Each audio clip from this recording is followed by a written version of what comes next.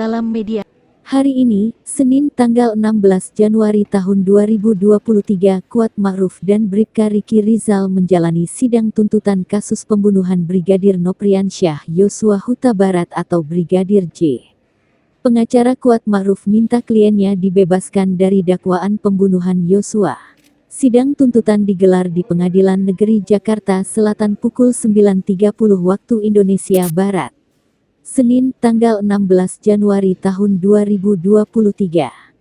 Pengacara Kuat Ma'ruf, Irwan Irawan berharap kliennya dituntut bebas oleh jaksa penuntut umum.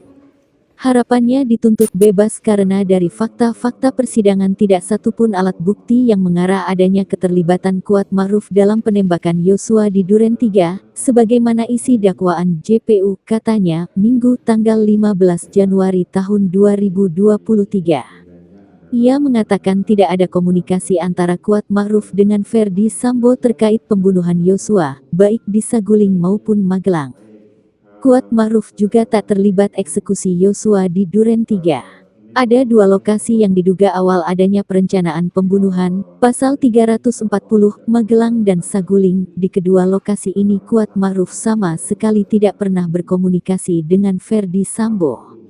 Kalau pasal 338 Kuat Ma'ruf sama sekali tidak terlibat karena yang melakukan penembakan sampai tewasnya Yosua adalah Richard, jelas Irwan.